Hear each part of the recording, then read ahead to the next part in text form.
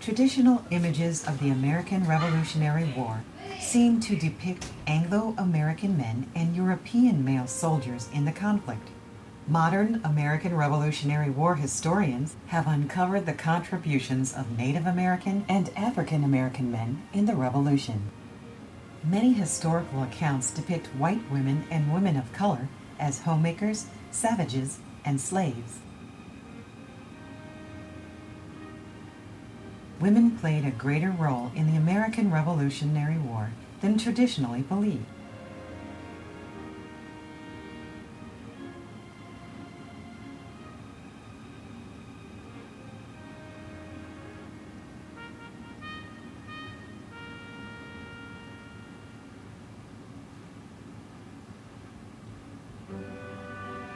Hidden Heroines: Multicultural Women in the American Revolution.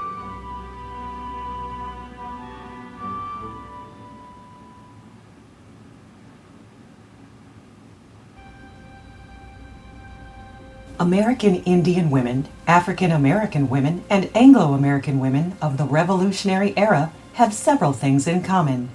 They share domestic roles or household duties.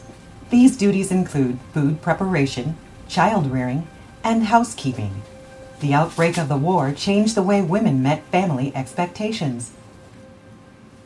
Many men went off to war, leaving women at home to do both man's work and woman's work. Women who could not maintain their homesteads without their spouses followed their husbands to war. Many ladies boycotted goods and signed petitions. Some women contributed to the war effort through diplomacy and the legal system. Multicultural women of the Revolutionary era played roles on the home front, the war front, and the political arena.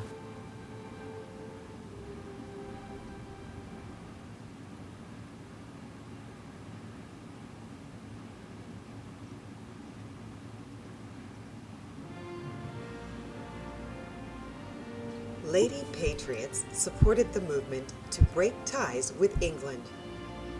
Lady Patriots on the home front. Most Anglo-American women were homemakers. They were responsible for managing the daily affairs of the household.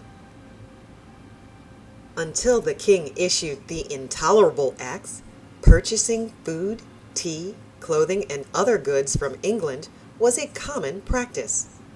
To protest unjust taxes, women stopped buying tea and began to experiment with herbal tea recipes. English silk and linen were replaced by homemade cloth. The homespun movement was popular among Patriot women. Since they refused to purchase English cloth, they created or spun cloth at home.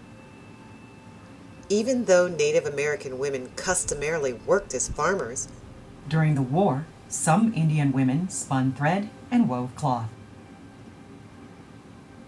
To meet the needs of their families and to defy English law, Indian, black, and white Patriot women participated in the homespun movement.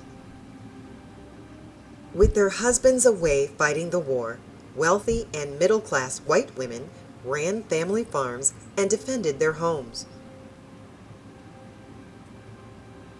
Some employed free black women to help with household duties. Others used slave labor to maintain their homesteads. The husbands of African American and Native American women served in the Army too. Unfortunately, plantation owners punished the wives of runaway slaves that joined the Army. Indian villages, crops, and livestock were often destroyed by Loyalist troops. Indian women had to rebuild their villages and replant their crops or relocate.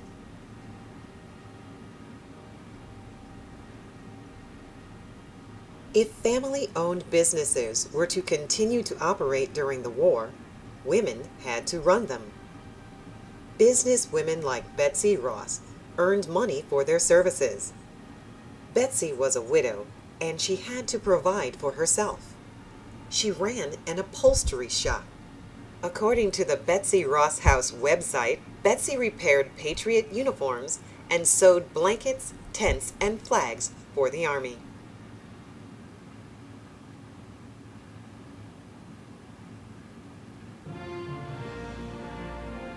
Lady Patriots in the political arena.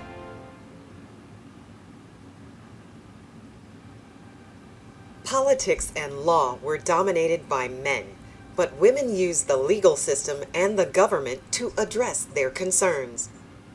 At the time of the Revolutionary War, the law rarely acknowledged the rights of black women.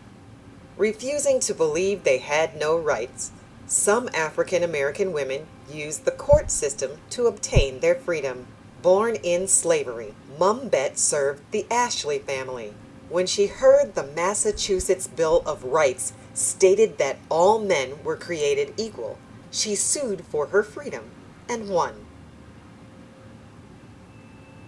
Phyllis Wheatley was also a slave in Massachusetts. Her slave owners taught her to read and write.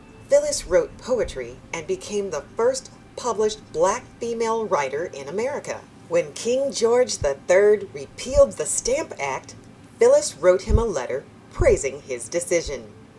She also wrote a letter to George Washington, congratulating him on his appointment as general to the Continental Army. Washington responded with a thank you note.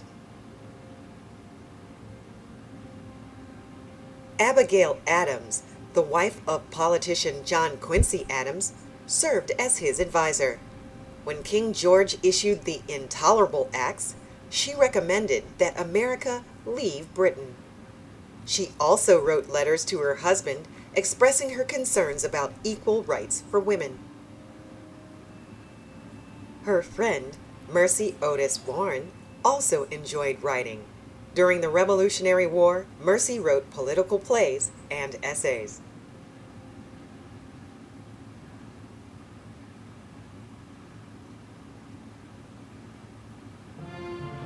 Lady Patriots on the war front.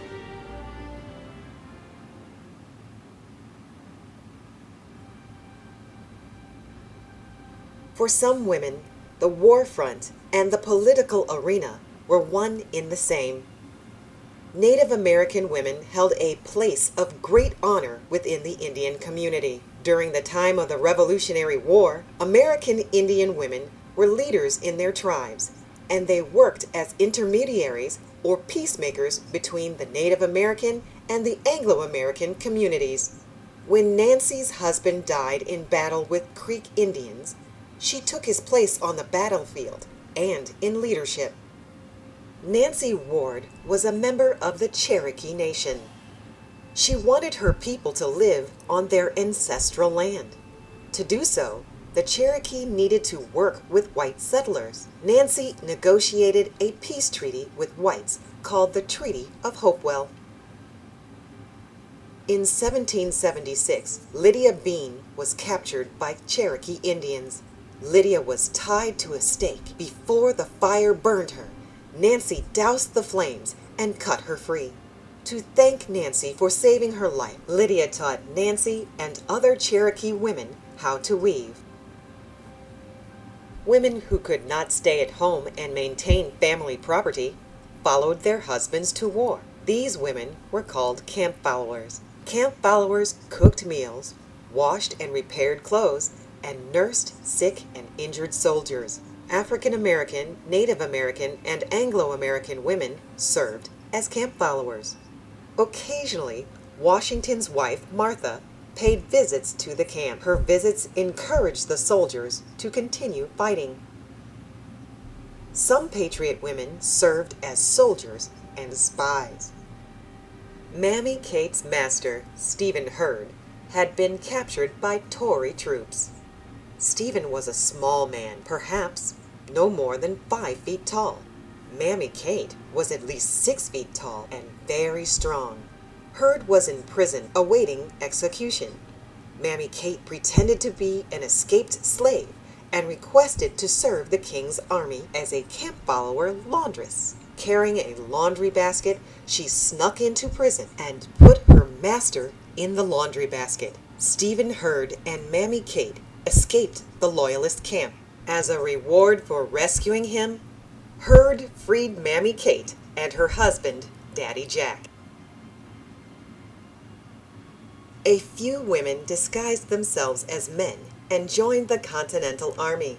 Some female soldiers were caught and discharged from the Army. Enlisted as Robert S. Sampson, Deborah Sampson served the Patriot Army for 2 years. Injured in the line of duty, Sampson chose to remove 2 musket balls from her leg and close the wound with needle and thread. Even though Deborah Sampson's true identity was discovered, she received an honorable discharge. Eventually, Deborah became the first woman to receive a pension from the United States Army.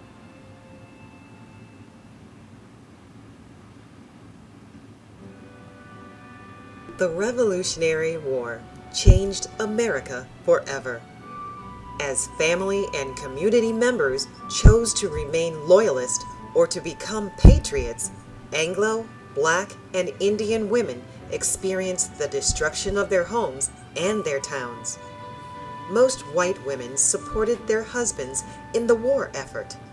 Women of color became allies with the group that guaranteed freedom, safety, and land. To protect and provide for themselves and their families, multicultural loyalist and patriot women worked on the home front, the war front, and the political arena.